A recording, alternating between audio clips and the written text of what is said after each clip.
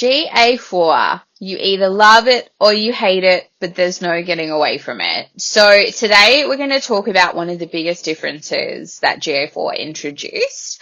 First, user and session scope. So what the heck are they and how do they differ? So the way I want you to think about it is session scope, it just takes into account the whole session. So while they're on the website, that is counted towards that channel.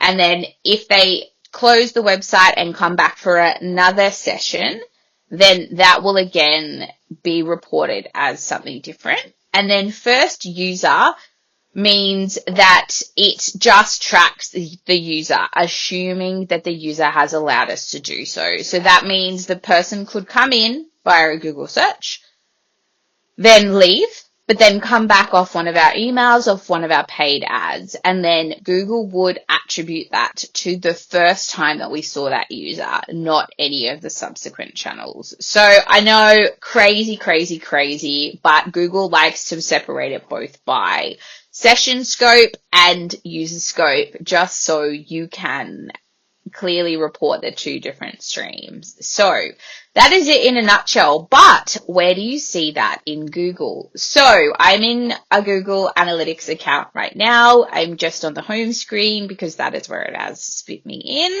So you will always start your Google Analytics journey here. So to get to the reporting, you hover over this side bar and you click on reports.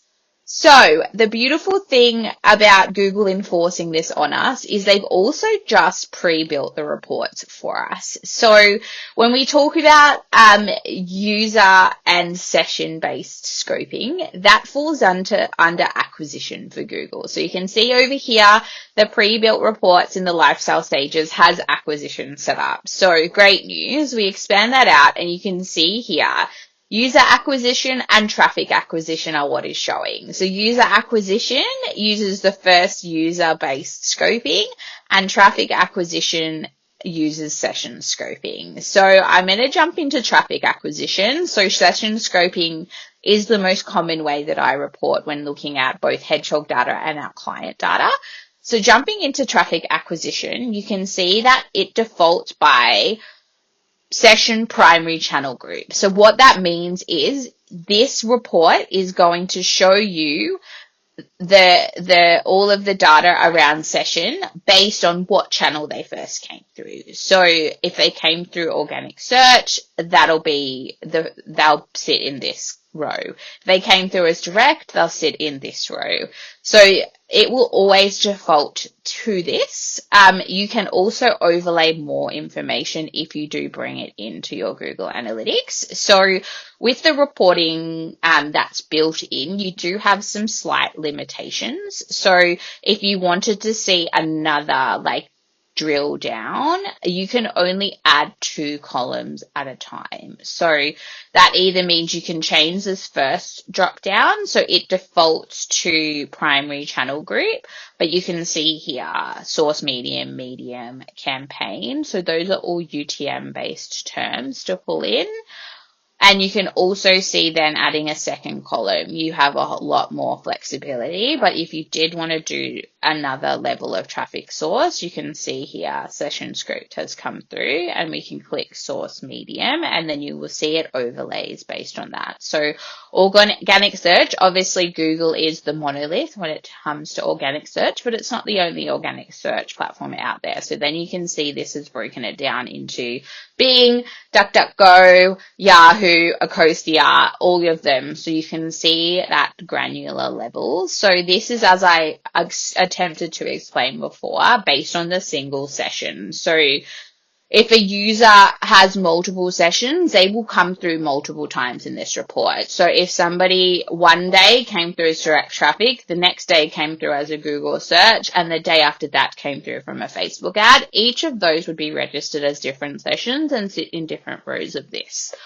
So user acquisition, the report does not look all that much different. So what it does for this is it's still primary channel group. It just bases it on first user. So I know crazy, same data, what the heck, Google? I get it, but you can do a similar thing. So you can change this first column if you wish. So you can see here it has changed to first user instead of session.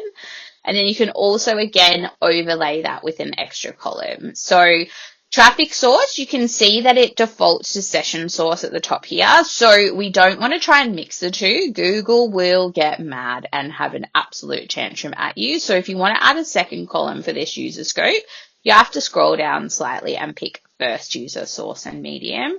So similarly to my example before, you can see now it has split out all of the organic search into different things. So these numbers obviously are a little bit different to what we looked at for session scope because this is taking into account the user's first touch point with us and then rolling everything else into that if it can track back to the original user. So hopefully that makes sense. I know that it is a really tough topic to understand, so we have a whole blog actually delving into the differences and what that looks like.